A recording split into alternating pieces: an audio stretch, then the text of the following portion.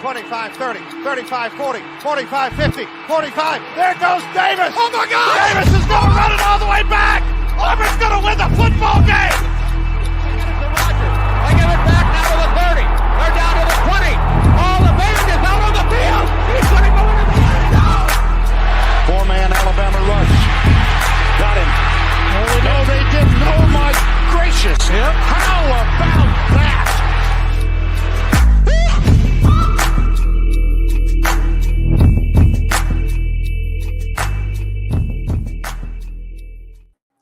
Did your team survive week 13? We know ours didn't, and I'm sure a bunch of yours didn't either. Welcome into the triage unit, ground zero. That is week 13 and all of the chaos, the upsets galore. It was a fantastically entertaining week to be introduced to college football, to just be a fly on the wall.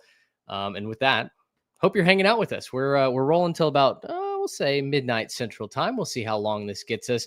Trey Reeves, Garrett Turney, I'm Mitch Mason. Glad to have you here on the Three Technique College Football Podcast at the intersection of the X's and O's and the Jimmies and the Joes. If you are brand new, if you found Sad Aggies reacting to week 13, we'd love if you would hit subscribe, hit follow, join the Jimmies and the Joes. Of course, if you're a loyal follower, we're glad to have you back as well. Gentlemen, there's a whole lot to get into on this edition of the show, and we won't delay. I think a couple of things that we want to hit. We want to talk Indiana and Ohio State specifically. What do you do with Indiana? Was the answer very much different about 3 o'clock than it is now, sitting here at about 11:30 at night after all the chaos that has transpired? We've got to talk about the SEC. It's a muddier picture in some instances, and it's a much clearer picture in others. We'll talk about the SEC championship race for the conference championship, as well as the playoff race. And then what on earth do you do with the Big 12? The Big 12 has put itself in a four-way tie at the very top. Whole bunch of scenarios that can go on there. We'll talk about those. And oh, by the way, SMU. How about that? You're in the ACC championship. With that, I'll just kind of pitch it to you guys. Trey, let's start with you. Obviously, it went very poorly for our team, but what's kind of your biggest takeaway as we're live reacting? We finally got the big major chaos week, right? We had one back in October when Alabama loses on the road at Vanderbilt, Tennessee loses on the road at Arkansas. This one felt like it paled in comparison because two conferences just absolutely imploded on themselves. And one has a lot clearer path to how it's going to sort itself out than the other in the SEC over the Big 12. But we finally got it, man. We just kept feeling like there was going to be a week that all hell broke loose. And here we are, week 13. I wrote about it this morning in the Saturday storylines. There's a lot of teams with the potential to look ahead to a rivalry spot, look ahead to a bigger game next week, and overlook a tough road opponent that's maybe having a subpar season, but it's still really talented. Oh, yeah. All three teams I highlighted took a fat L this week, and two of them probably found themselves completely out of the playoffs, and the other one is holding on for dear life, hoping they can pull off two miracles over the next 2 weeks. Yeah, I was going to say, guys, I went back and I am reading from our preview notes. We wrote down in the SEC when to stay alive on the road, and the next three games on there are Ole Miss at Florida, Alabama and Oklahoma, Texas A&M and Auburn. They should have listened to our show, apparently, because they needed to hear that they needed to win those games on the road to stay alive. A&M still technically alive. They could still win next week and make it to the SEC championship game. But, man, what a disaster of a week for so many teams. I honestly kind of feel like I have to sit here and look around. It almost feels like the end of a battle where you kind of like walk around and count your dead and like see what happened, take stock. Mm-hmm. Did we lose any leaders? Did we figure out, like where do we go from here? I don't even know how to process this. Everybody lost. I mean, it was team after team after team losing. Anybody who factored into this, it felt like didn't take care of business.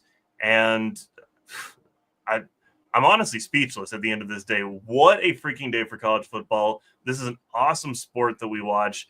And now the stakes have gotten all that much higher going into rivalry week. And I for one, am thrilled. So question for you guys, and maybe we don't want to get into this just yet, but you said, and I totally agree, that everybody with stakes just kind of pooped the bed this week. Do you think the committee just acts like it doesn't happen? Is that the like, how do you sort through this if you're a committee member? The funny thing I think is the committee now is going to have to sit there and really actually do some dang work, because they've kind of been leaving themselves some, oh, well, like, we'll watch how this plays out, right? They had the logjam at the bottom of the SEC. You can hit refresh and wipe all of that. That just got kicked out the door. You can, I mean, I'm not saying that nobody in the SEC is going to make it, but a bunch of losses are not going to help your case.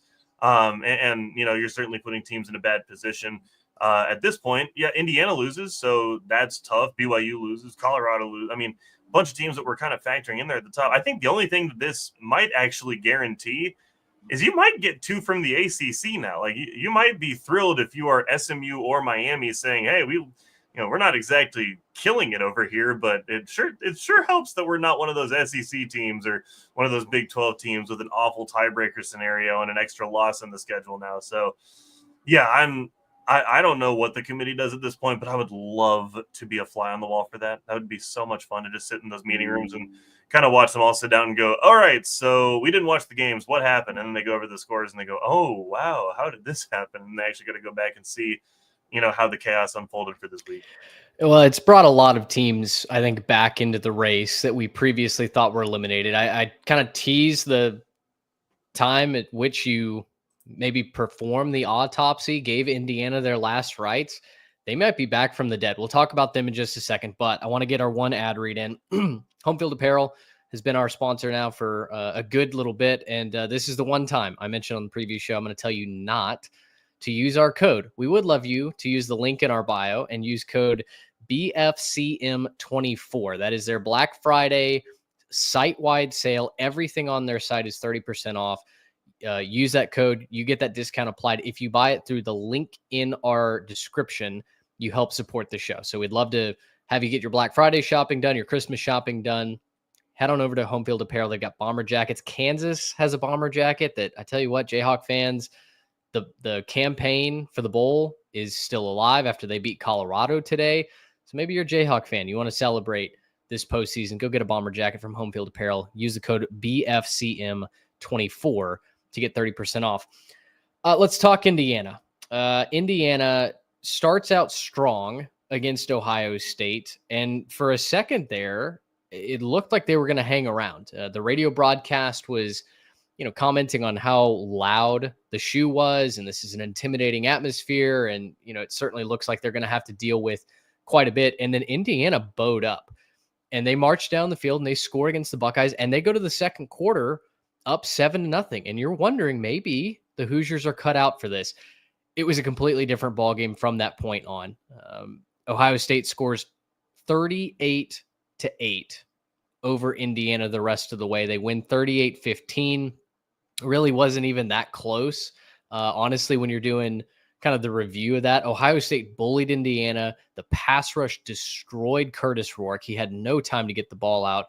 And Indiana wasn't able to run the football to kind of balance things out. And so I kind of came away thinking, okay, Ohio State has shown the ability to evolve and to progress. I think they're as close as a team can be to competing with and beating Oregon and making sure that this isn't just a runaway national championship. On the other hand, earlier today, after this game, everybody was saying that Indiana was out of the playoff. Now, I feel like that's a much different story given the carnage that happened both in front of them and behind them. Yeah, Indiana's not out. Indiana almost should be a lock, because you got to figure they're going to go 11-1. They'll go beat Purdue next week outside of something crazy happening, right? And they should be in. An 11-1 Indiana, especially after what happened in the SEC today, should be in. Now, I'm still going to say the SEC is the best conference in football, and I'm not going to apologize for that either. But I do think that Indiana deserves to be in. They've shown that they can play really well. They played really well for like a half plus against Ohio State. If you take out special teams, like if special teams just isn't a part of the game, this game might have been 7-7 going into the fourth quarter. Unfortunately, you got to show up for special teams. You can't drop punts. You can't let punt returns go back 79 yards. But this kind of played out the way that I thought it was going to play out going into it, which was I thought that at some point the Jimmies and Joes were just going to win out for Ohio State.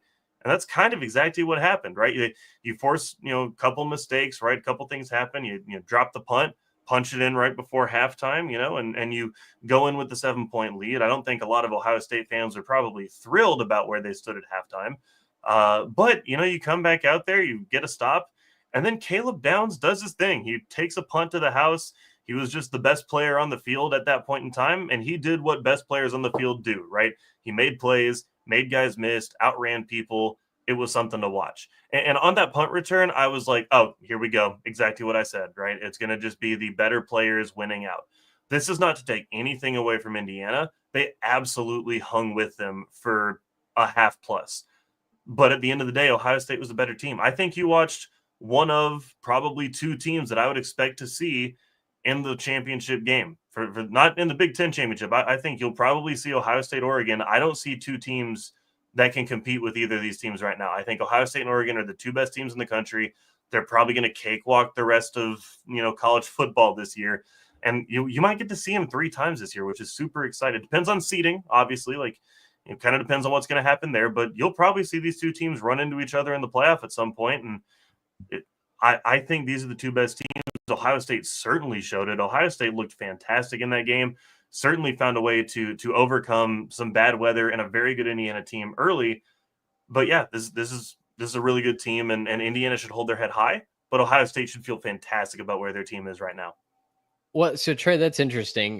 We talked about Indiana holding their head high and, feeling confident about going into the playoff if they kept it close, but they didn't keep it close. So 2-part question here. Number one, what's your first guess as to where they fall on Tuesday night? And 2, did what you see on the field make you think that Indiana is incapable of winning a playoff game? Or is it one or two things that maybe, hey, if they clean this up, they can get it done and move on to the second round? I think they're proved that they're incapable of winning a national championship. We removed them as a serious contender, but to say that they can't win a playoff game with the teams that we would see them matching up with in the first round, what we've seen them put on the field this year, Indiana has been just as consistent as most of those teams this year and did what pretty much most, like 99% of college football would do when they go up against Ohio State in Columbus. So, yeah, I think they're going to fall. To answer your first question, I think they're probably going to fall to around 10, maybe 11. They're going to be right there on that bubble and need to obviously beat Purdue in a rivalry game next week to cement their status and feel really good going into Selection Sunday. But yeah, I don't see any reason now, because of what the SEC has done, because of what the Big 12 has done. Big 12 has shown that they're going to be a 1-bid league. The SEC is looking like it could be a 3-bid league. And then what happens if Tennessee loses to Vanderbilt next week? Is the SEC a 2-bid league with Georgia and the winner of Texas and Texas A&M maybe? I don't know. Like, I just don't think that there's enough teams to fill all the spots to keep Indiana out at this point. I think you're going to see them about 10 on Tuesday, and they're going to be in a win and you're in situation. Probably traveling for, in all likelihood, unless they can get up to 8. But yeah, I don't see any reason Indiana should be out, judging by what everybody else put on the field. Yeah, for reference, Oregon was off this week. Ohio State obviously beats Indiana. Texas throttles Kentucky. Penn State wins by 1 on the road at Minnesota, which, hey, the SEC, the road teams didn't get it done. So congrats to Penn State for surviving that one. Notre Dame throttles Army. And then you have Alabama lose. You have Ole Miss lose. You have BYU lose at number 14. Texas A&M loses at 15. Colorado loses at 16. So suddenly it looks like the free fall, at least for the moment, is stopped. And I think it's going to be interesting how they reshuffle the deck, they being the College Football Playoff Committee. Because as we transition over to the SEC, guys, maybe the most fascinating storyline going into Tuesday night, where is South Carolina ranked? They're 18th right now. They had their SEC bye this week when they played Wofford. It was a slow start for South Carolina. Lenora Sellers threw an interception. It was like 7-3, or real tight, way later into that game than I think most Gamecock fans would like to admit. But they end up rolling, and they're 8-3. Are they the front runner for a 3-loss team getting into the playoff? I'm It's going to hard to say say. Go ahead, Garrett. I was going to say no. I don't see how they can jump teams at this point. I mean, there have been teams that have beat them. For example, just Alabama, they've got 3 losses and beat them head to head. I don't really see how that works. I mean, I don't know. At this point, I have no idea what the committee's thinking. South Carolina is certainly playing well. They look good, but I just don't know how you jump certain teams that have beaten you, right? Like, you would certainly think that they Lost would to jump Alabama, A&M. lost to Ole Miss. Right, they'll jump A&M because they're equal record and then they beat them, but they lose to Alabama, they lose to Ole Miss. And then also you have to ask the question, well, okay, well, what if A&M goes and wins next week against Texas, makes the SEC championship game? Are you leaving even a 3-loss SEC champion out, or not SEC champion, but, SEC runner-up out? I don't know. Like, I don't know how the committee is going to treat this. I have no clue what would happen. Maybe they win the SEC, they get the SEC championship game. Maybe they don't get the bye, but do you leave out the SEC champion even if you don't give them the bye? Like, I don't know how to answer these questions right now. I got no clue what's going to happen out of the committee. I'd love to be a fly on the wall with the committee and kind of hear their thought process on this one. Tuesday should be fascinating. So the committee is valued head to head a lot this year, and like Garrett said, I just don't think that they have 2 head-to-head losses with other 3-loss teams. So I don't think that they can jump at least those 2. Yeah. Let's pick through the SEC because I think this is the epicenter of college football, certainly today, as you have so many ranked teams lose. I'm going to put these teams in order, and I want you to tell me if you believe that these teams are eliminated from the college football playoff. Let's start with number 7, Alabama, throttled on the road by Oklahoma, who didn't have a pulse before this. Oklahoma's going to a bowl game. They win 24-3. Jalen Milroe throws 3 interceptions. Is Alabama 8-3, 4-3 in SEC play eliminated from the college football playoff? Yes. I was going to say no. I think on name brand alone, they could get a little help in that. Like, it kind of depends on how things break, but I think, and that's what I hate to say, but I think on name brand alone, I think they can find their way in. I think they can sneak in at 12. I don't know. And just be clear, I don't think they deserve it. But if one team from the SEC is going to get the benefit of the doubt, it's either Bama or Georgia, right? Like, it's going to be one of those two with, the 3rd loss, if Georgia doesn't win the conference, right? But with the 3rd loss, one of them are going to get in on name brand alone, right? I don't see them leaning on name brand this year. In a year that there's too many options. Sure. There's too many options, and there's so much talk about how the expanded playoff should expand access. I just don't see them leaning on name brand in that way. If they would have played a game similar, I'm not trying to compare the 2 resumes with this statement, but if they lose how A&M lost to Oklahoma, right? 4 overtimes, close game, hard fought back and forth, maybe you can make that argument if there's just no one else for that last spot. Hey, you know what? Alabama stubbed their toe late in the season, but to lose like that, get stomped 2 weeks before the end of the regular season, that is an awful taste to leave in the committee's mouth, and I don't see any way that they can come back from that, short of just absolute nuclear winter happening again next week. If we get the Big 12 scenario where it's Baylor Tech and that, I mean, you could see it if that's the scenario, right? Like, I just don't think they're eliminated. I need to double check and see if that's alive. Maybe eliminated. I saw earlier it still is. You need the top 4 to lose, but it's still alive, I think. I need to maybe we revocabularize. Maybe we don't use the word eliminated as much as we say it's less than like a 2% chance, I would say. Okay, yeah. With the 12 intents and purposes. For all intents and purposes. Yeah, short of just a nuclear winter next week. I was going to say there's certain teams I'm willing to say even with the nuclear winter, they're probably out. Sure. So that brings me to number 9, Ole Miss, which 8-3, 4-3 in league play. They lose on the road to Florida today. Jackson Dart throws 2 interceptions officially. I think with all the timeouts and penalties and just free gifts, he actually threw 5. But Ole Miss, they're out, right? Yeah, they're out. Yeah, even with the nuclear winter, Ole Miss is out. Like, I'm willing to say that right now, that they will be the last team possible that can make. They have 3 horrible losses. I mean, I think Florida is not a horrible. Florida and LSU aren't horrible losses. I think Kentucky is the glaring how on They would earth have the did that worst happen loss of loss. all the SEC teams. Yeah. But they do have the worst loss. They also maybe have the best win in Georgia, which is just a fascinating conundrum. But I agree. I think Ole Miss has lost all goodwill, every chance the playoff committee's given them. They've punted it right back. Texas A&M.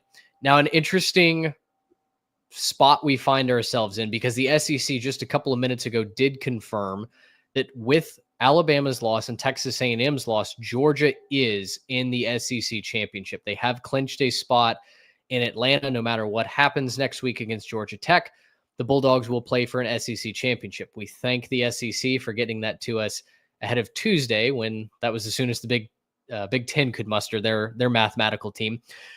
The other spot, now with Alabama's loss, goes to the winner of Texas and Texas A&M next week in College Station. The Aggies lose on the road 43-41, 4 overtimes to Auburn, who just gets their 5th win of the season. It's a bad loss no matter which way you slice it for Texas A&M. Texas A&M presumably would have to win the SEC championship now to get into the college football playoff, no? Mm-hmm.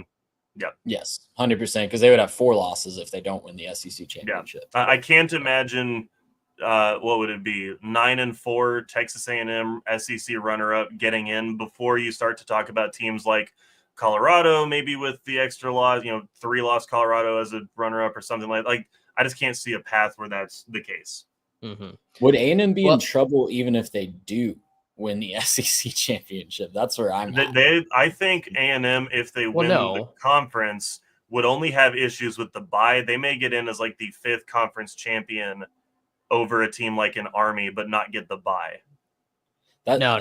The SEC champ will get a bye. I promise you. Where's Tulane going to be ranked? Like, it's all A&M about rankings at that point. But at that point, Texas A&M would have beaten Texas next week to get in, and then they would have beaten Georgia. There is no chance that a Texas A&M team they would certainly be hot at that point. Like, if that was the case, they would have all of the momentum in the whole world. They would have, but the 2 quality wins would absolutely catapult the Aggies to. You would think. Counterpoint: it's Texas A&M and a selection committee. Yeah, Texas A&M is winless against selection committees. That's the main point there. Texas A&M versus boardrooms is a very lopsided rivalry. It's a I mean, just you can't even call it a rivalry if you've never won. I'm joking. I'm with you guys. I'm just battered Aggie tonight. So, yeah, Tulane will play Memphis, which obviously the shine has worn off Memphis just a little bit. They're still a dangerous team. They could still absolutely beat Tulane, even though they're locked in to the American Championship game. But again, Army gets throttled tonight by Notre Dame. The Irish do not respect the troops. They take it both to Navy and to Army this season.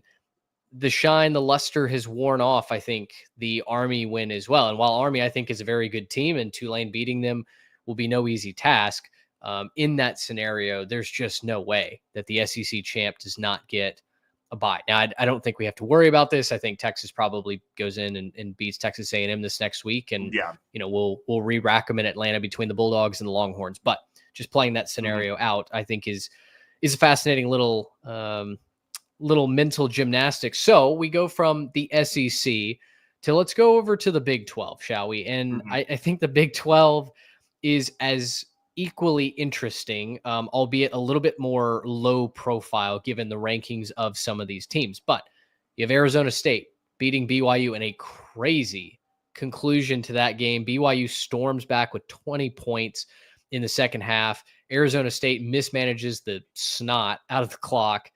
Sam Levitt throws a ball into orbit. It hits the stands with 1 second left. Arizona State on that drive, by the way, was down inside the red zone. They were down inside like the 5. That ball got picked and returned to the 6. And then like the first play goes for nothing. The second play, the quarterback kind of turns around like he's trying to kill the clock. And he goes all the way back to like the 40 or something. And so like at that point, you're just sitting there like, we got to find a way to run the clock out. And that's when that orbit ball hit. the fans all thought it went to 0 because home clock operator let it roll to 0, but the refs reviewed it, put a second back on the clock, and it took like 20 minutes to clear the field. It was a disaster, and I loved every second of it. I don't know how, the crazy thing, I don't know how they didn't call Arizona State for some kind of delay a game or some kind of, not controlling your fan. I don't know how you can really, I don't know what you'd call that. Lack of institutional control. Yeah, something like that. But the important part there was BYU came up 2 yards short. Their receiver caught the ball on the 2. The ball came up a little bit short of the end zone. So if that ball gets thrown from 15 yards closer, you might have seen BYU escape with a dub, and that would have been one of the craziest things to see. Like that would have been absolute bananas. As it is, obviously Arizona State gets the win, but just an insane sequence to end that game. They had to raise the goalposts back up as well. I mean, they went into full post game mode. Yep. A quality win for Arizona State. They're 9-2. They're 6-2 in the league. Trey, we talked about this on the preview show. I was worried that the air might have come out of the balloon for BYU. The first half was fully compliant with my narrative. Now, credit BYU making the second half adjustments. They came out with their hair on fire. 2 touchdowns in the third quarter. They couldn't really muster much in the fourth, but they made it a ball game. Was truly a case of too little, too late.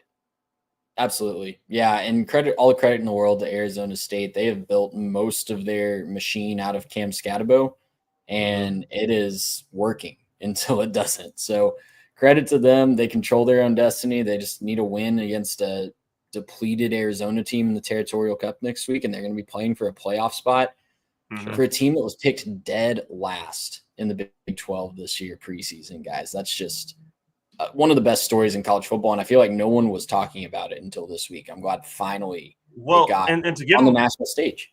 Well, to give them even a little bit more credit, like what they've done is fantastic, and they have cemented themselves now as a power because Dillingham's proven he can coach. He can win the big games. They're just not losing at home. It's kind of fantastic, and they're gonna probably win, probably get to Arlington. Whether or not they win the conference or not, kind of a moot point at this point. They've become a destination and have built this program back out of the absolute ash after what happened with Herm Edwards and everything else there. So fantastic job turning this program around.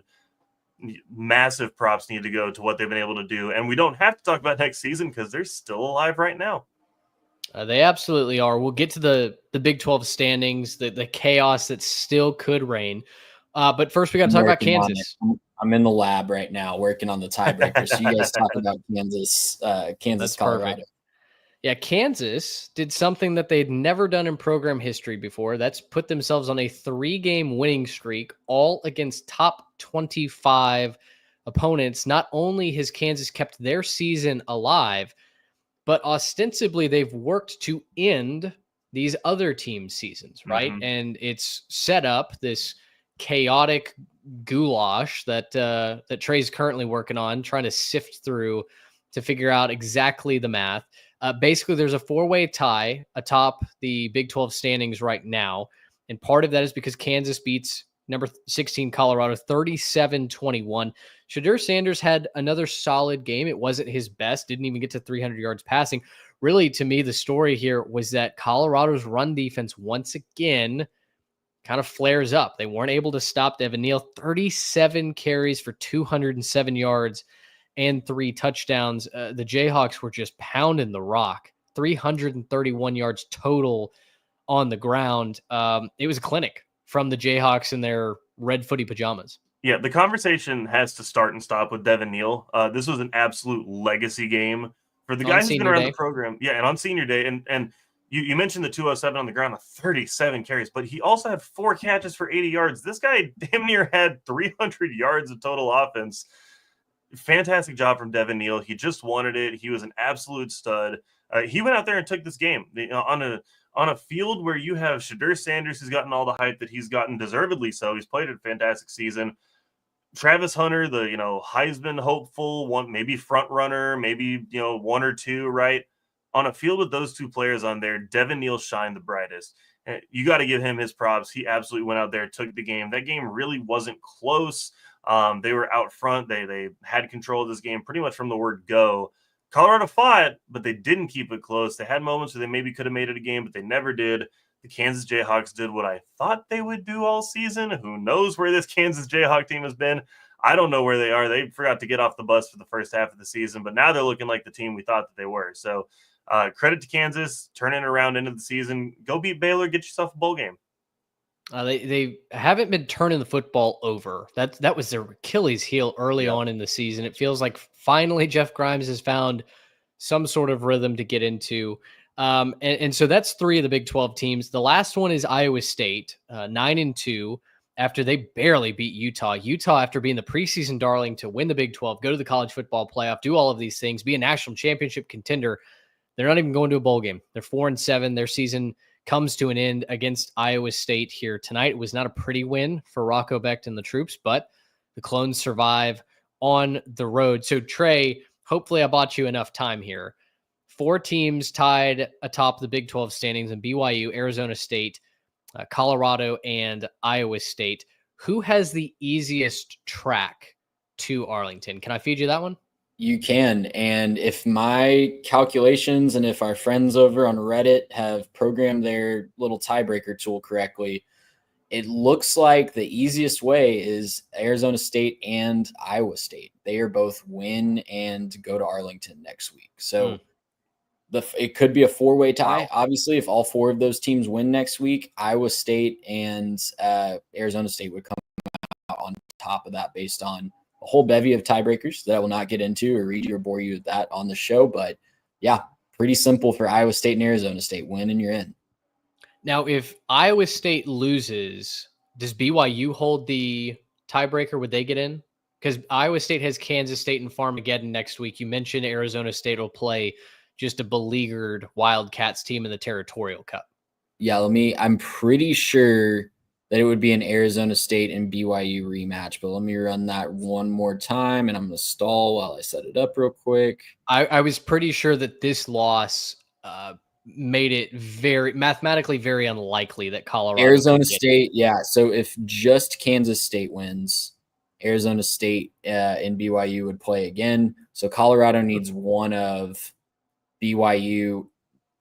Needs Kansas State to win and one of BYU and Arizona State to lose as well. Yeah, I got bad news for you. BYU probably not losing at home to Houston next week. That would that would take mountains moving. But again, it's Big 12. It's Big 12. Truly, anything is possible here. In a rivalry Territorial Cup, you don't want to lose that one if you're Arizona, so they can be up for that one. Okay, so tell me this. Let's do the thought experiment that we just did in the SEC.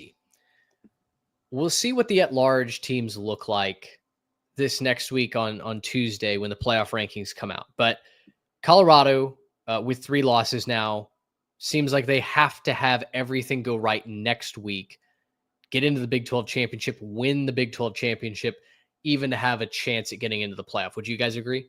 Yeah, with 3 losses, there's no chance that they get in without a conference championship.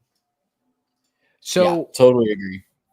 And Colorado will play Oklahoma State, an Oklahoma State team that gave Texas Tech a scare, but they'll win that game. Short. Yeah, probably a 3-9 season for those who support the Pokes.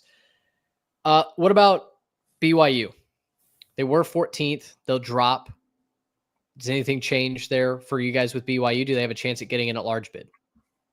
I don't think so. The Big 12 is a one-bid league, man. Okay, so one-bid league, Big 12 champion gets in. Is there a world with all of the chaos that we've watched unfold? Is it realistic to even entertain the thought that the Big 12 champion might not get into the playoff? Unless it's Colorado, I don't think so, just because you have too many. There's too many 2 losses in this case. And I don't think a 2-loss conference champ gets left out for the Big 12, but I think a 3-loss could. I don't see the scenario where that really happens. I don't think that, for example, 11-2 Iowa State or 11-2 Arizona State or even 11-2 BYU, I don't think any of those teams get left out if they're the conference champ. I think that dream or nightmare, depending on your perspective in it, was hinging on Army doing something special against Notre Dame today. Yeah. And I think that kind of They They did did not. not. Well, unfortunately for them. So I think that's kind of out the window at this point. Tulane is interesting, but I don't know that how you can justify leaving the Big 12 champ out when Tulane would have lost head to head on their home field to like the 5th or 6th place Big 12 team. Mm-hmm. So Big 12, so much is going to come down to next week, just like the SEC. One conference where you'd need a miracle at this point to shake up the Big Ten championship game is the Big Ten. Penn State wins by 1 point over Minnesota today. It was not the most convincing win that we've seen from the Nittany Lions, but that's also kind of their MO, right? Is just find a way to win. They did avoid the trap game. As long as Ohio State does not lose to Michigan, who, shout out to the Wolverines, they put up 50 on Northwestern, so maybe the Wolverines have a little bit of a pulse. But as long as Ohio State doesn't lose the big game, it's Oregon and the Buckeyes rematching in the Big Ten championship game. Yeah. Does Penn State move from 4 for you guys, given the struggles today? And I mean, name the quality win that Penn State has. They really don't. Name the team that's going to take their spot, though. Like that's the problem. Sure. Well, yeah, so it would have to be a rankings, team like a Notre Dame, but like I don't think they're going to jump all the way up to 4. Like because you get your big win against that's good, congrats. But I don't think they can make that move all the way up to 4 for that. Well, so 5 is free because Indiana is going to fall. So it's really just one spot. Would you? I think that's Notre Dame at 5. I don't think you can convince me that they would jump up to 4. Now, what happens next week could be big, right? If Penn State's flat and then Notre Dame comes out and stomps, that could be a scenario where they might jump up. But I don't think they have the case right now. So are we thinking that Notre Dame is I guess they're not locked into the 5 seed because right now Penn State would have. Right. Well, no, Penn State would get bumped back probably from the loser of Oregon and Ohio State, right? So would then would you slide everybody back so Notre Dame gets 7 instead of 6 because Penn State's got to fall? Or is there a world where maybe you flip those two? I think it really depends on how they look next week. Like I think it's going to be a lot of eye test for both of these teams, which I hate eye test as a fundamental thing, but it's probably going to be eye test for both these teams. And looking, if Notre Dame goes out and wins, 50-7 or something like that, then yeah, they probably jump Penn State if they come out a little bit flat. But otherwise, I think you just keep status quo and just kind of let everybody slide down. Yeah, I'm kind of with you guys there. Fair enough. Super simple. Let's go to the ACC, where really just kind of 2 bits of news here. You have Miami. On the scoreboard, it looks like they blew out Wake Forest. It's a 22-point fourth quarter that really separated themselves. They did not blow out Wake Forest. That's same song, different verse, right? Miami just kind of waits till, 5 minutes left on the clock, and then they force a turnover and their offense scores, and suddenly it looks like they had control this entire game. To be clear, if they do that to a championship, that's just fine. That's fair. On the other side, and the team that has officially solidified their spot in Charlotte, as Trey, I'm sure you got the texts and the emails just like I did, the SMU Mustangs are in. They destroyed Virginia today on the road, got the cover. That was never in doubt. And SMU in their first year in the Power 4 and the ACC is going to contend not only for a conference championship game, but for also a automatic berth into the college football playoff. Miami still has to beat Syracuse. Syracuse can put up some points. Tell me which side of that coin, just assume that it's Miami and SMU. Which side of that coin do you feel better about taking in the ACC championship game? I would love to see a hypothetical line on that matchup because I think name recognition, I think everybody's going to say Miami, but I think SMU's defense is better than Miami's. And obviously Cam Ward is better at this point in his career than Kevin Jennings is. I think that's not saying anything controversial. So that's the ultimate trump card, is having a Heisman caliber quarterback in your back pocket. But that's going to be a fun game, man. Like I really hope that it's Miami. No offense to our Clemson people that I know follow the show, but I'm really hoping we get SMU Miami because that's going to be a fun ACC championship game with a lot of stakes. Because like we said, the loser is probably done. I'm not so convinced the loser's done after this. Like it probably depends on how next week rocks, but because because both of these teams will probably be in a spot where they're at worst a 2-loss team. And when you start making the argument for 3-loss teams from the SEC making it in, I think you probably have a path for another ACC team right there. So again, probably depends on how everybody looks, right? If one of those teams gets stomped in the conference championship game, that makes it a much harder conversation to have. But if that conference championship game is like a 38-35 final score, I want to put them both in. Now, for Clemson, Trey, you mentioned the Tigers. They're in an interesting spot because they were 17th in the rankings last week. Our buddy William Moose DM'd me and said, "I'm sorry, but I have to let you know I'm rooting against your Aggies tonight for the at-large spot that they will now inevitably take," right? You're going to have – you had 14, 15, and 16 all lose. So Clemson and South Carolina sitting there at 17 and 18. They're going to move up. SMU probably projects to be inside the top 12 rankings. They were the first team out this past week. Ole Miss is going to drop, probably be eliminated. So SMU is going to move in.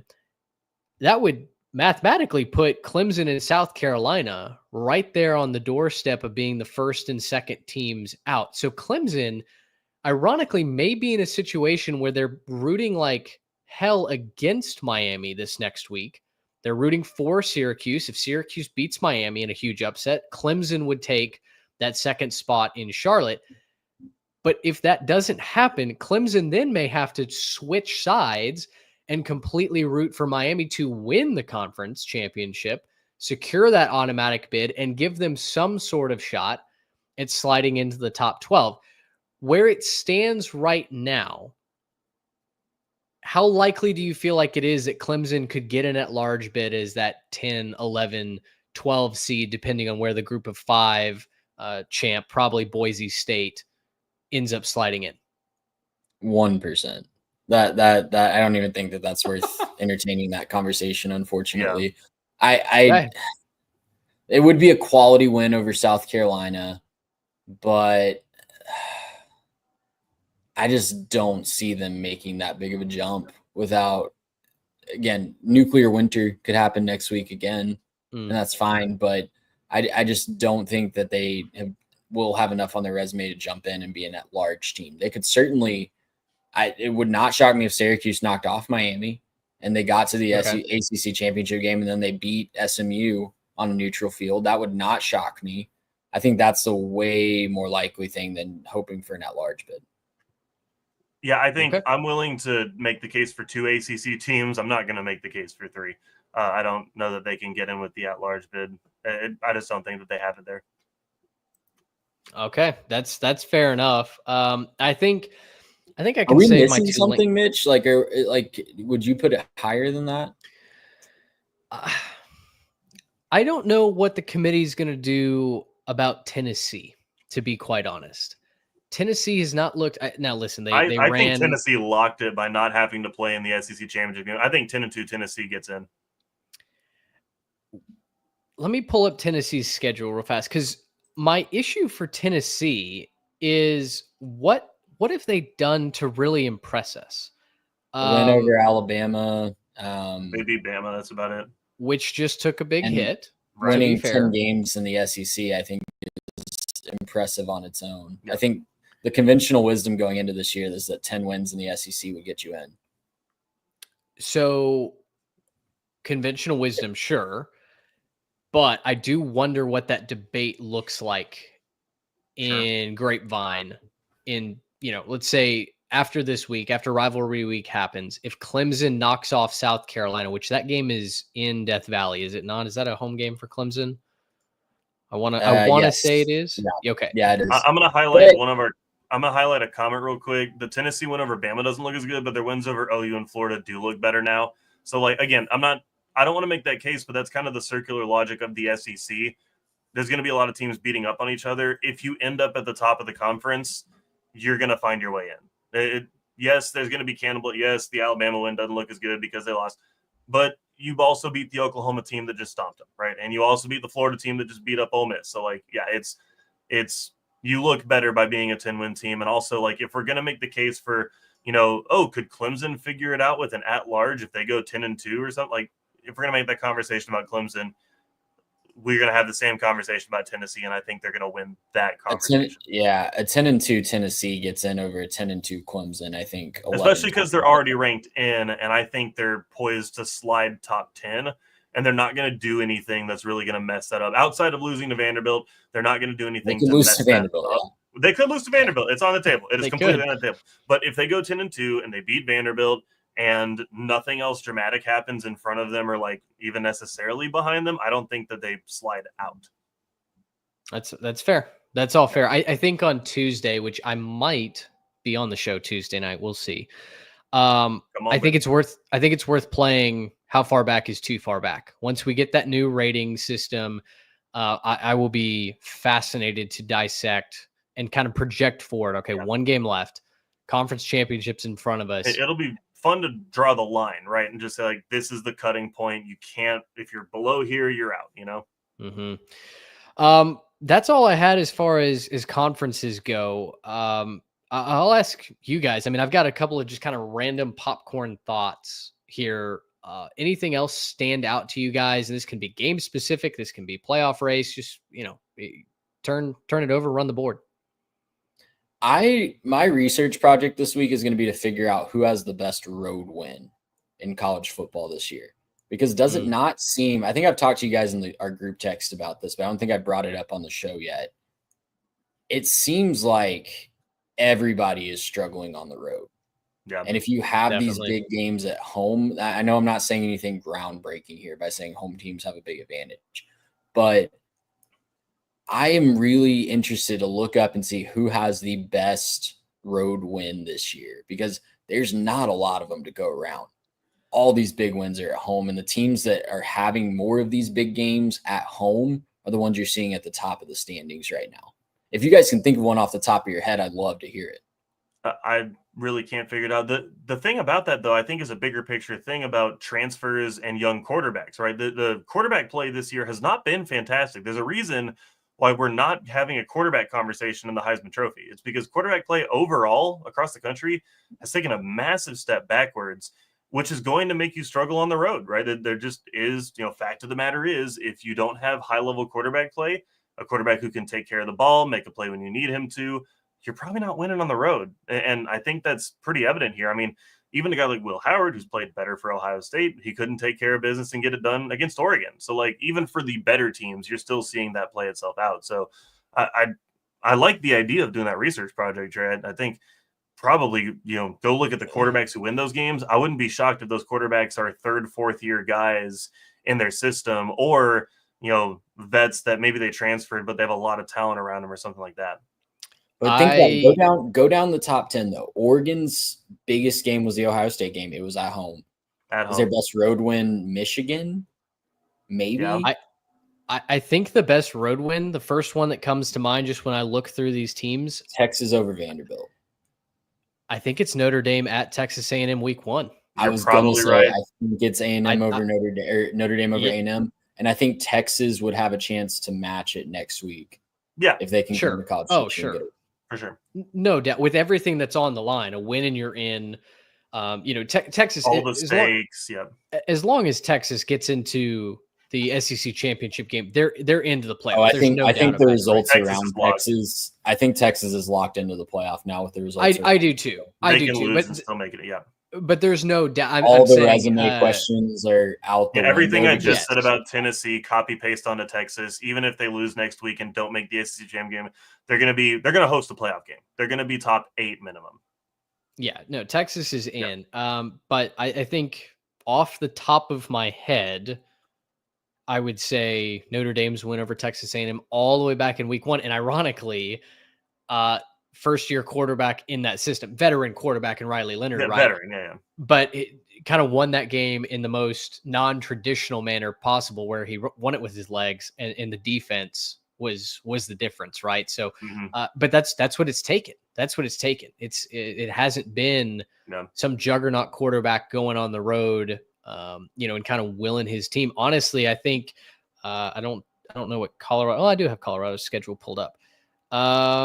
I would also love to rank college quarterbacks at some point this year, because I feel like Dylan Gabriel's probably number 1, but after that, I don't know what to say.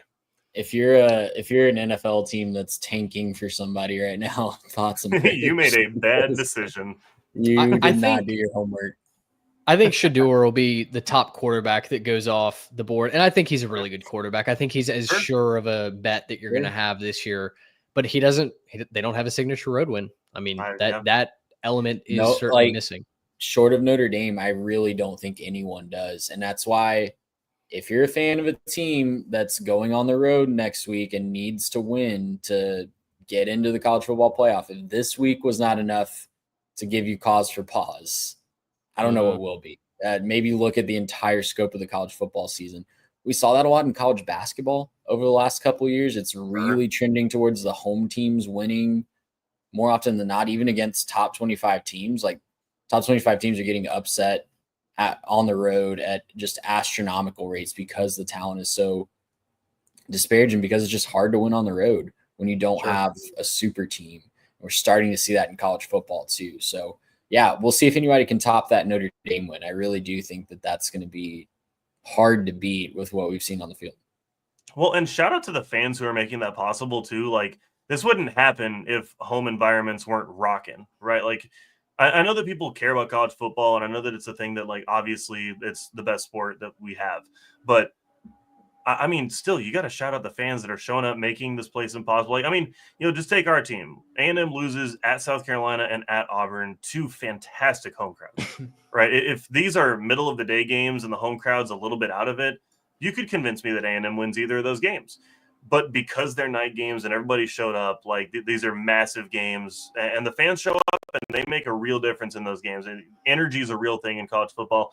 And you can go up and down through any of those, right? Home teams make this thing hard to win on the road. And when you don't, like you were saying, when you don't have the super team, if you don't have experience at quarterback, if you don't have guys who are real comfortable with their systems, that can be really, really tough to overcome. And, so shout out the fans who are making that possible. It's really fun. And this is why I love this era of football with the transfer portal, with NIL, because a lot of teams are a lot better. The talent gap has clearly closed between the top and the bottom. And I'm so pumped to see where it goes from here. Highly recommend, guys. Oh, go ahead, you Mitch. Well, no, finish your thought and I'll wrap us up. So I was gonna change the subject here real quick, but highly recommend, if you find yourself rooting for a team that's down 21-0 on the road, find your local G5 team and just pop into those stadiums, because it's a great time. Everybody's having a great time. Obviously, they want their team to win, and Texas State came up short tonight in San Marcos, but it's a great time. It's just a great little vibe to be around while your team is starting to lay an egg on the road. Boy, no kidding. Shout out San Marcos. You did great today. So my couple of just scatter shooting thoughts. Number one, and it's interesting. I think, I guess Clemson's played all 8 of their ACC conference games. That's why they're ahead of Miami. Yeah, my scatter shooting thoughts, I think, mostly center around the SEC. Although to start in the Big 12, Dave Aranda, I think they've won 5 in a row for the Baylor Bears. He's secured his spot for 2025. Baylor's 7-4. They have a chance to go to 8-4 with a win. Next week they'll play Kansas, like we talked about earlier. Speaking of securing your spot, we kind of glossed over this, but Billy Napier is going to go 7-5 on that Florida DJ schedule. Lagway has saved Billy Napier's career. I texted that to y'all earlier. And this is a conversation we actually did have in the offseason. We talked about, if they're down in that Miami game and they got to get desperate, do you go to DJ Lagway? I said you might need to think about it because you got to save your job now. Obviously, they didn't do that for Miami, but they did start to go to DJ after the injury. Obviously, the injury was helpful in him, securing the job. But I think going to DJ, and I think kind of sticking with him, giving him playing time early and really just letting him be your guy, I think massive props. And, the ability to call plays to suit him, to get a freshman ready to win, you have to give massive props to Billy Napier and his staff for getting this Florida team up over the hump. Read my notes. That was going to lead my SEC scatter shooting.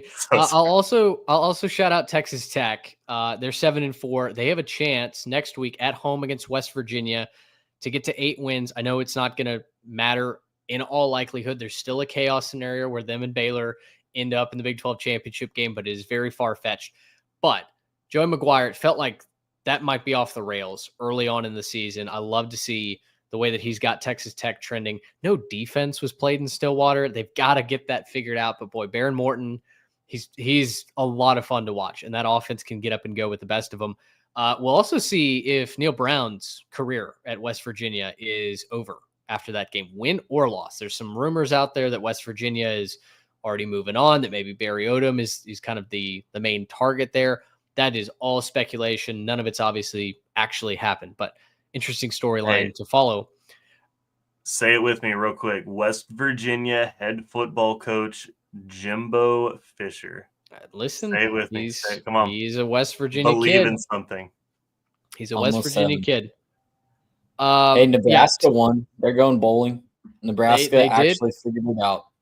First time since 2016, and they bludgeoned Wisconsin. Boy, they took it to the Badgers, who fired Phil Longo, their offensive coordinator. They looked like a team who needed it.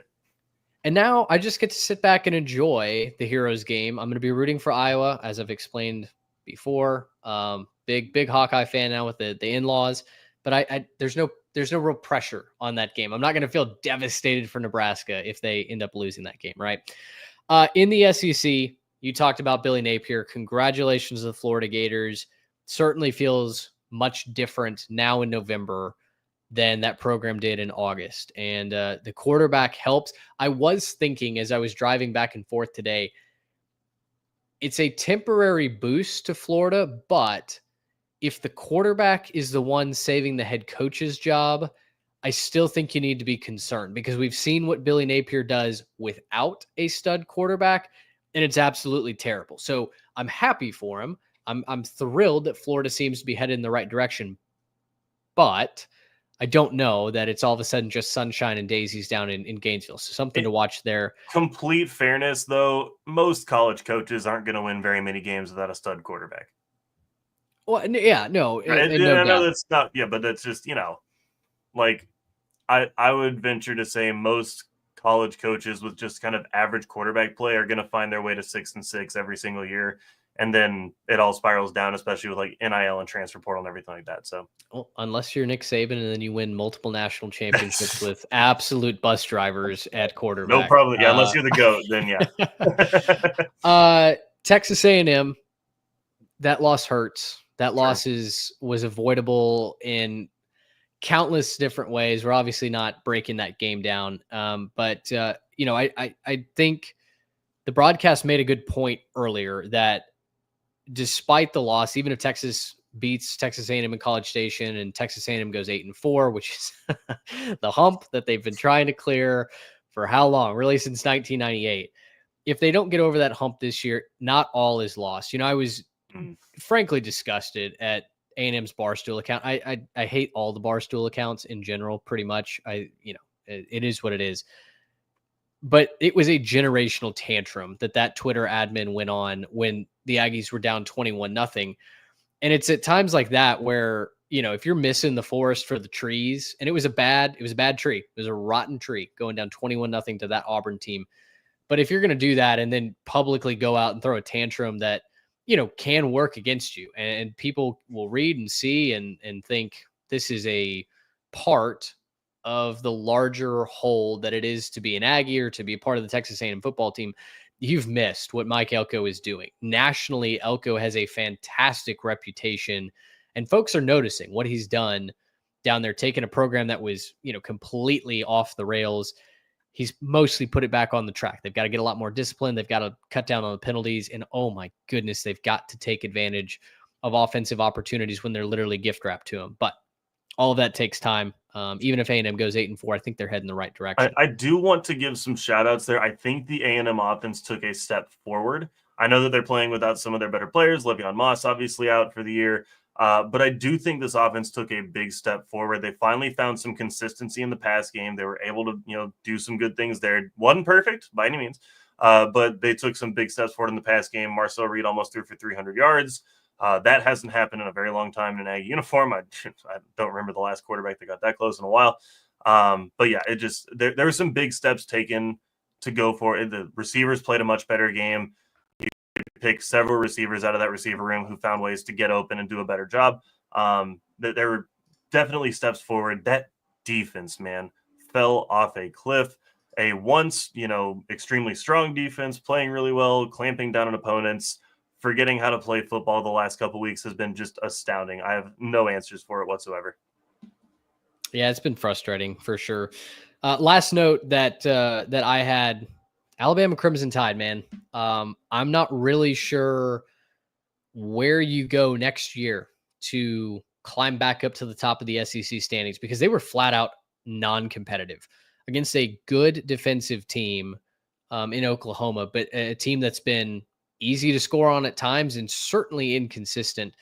And not only did you give up 24 points to Oklahoma, which I know 7 of those came on a pick 6, but you just were never in the ballgame. And there does seem to be a disconnect between Kalen DeBoer and the culture of the players at Alabama. Not fair to judge a coach off his first year at a program, but boy, it feels like the cupboards were as stocked as it could possibly get.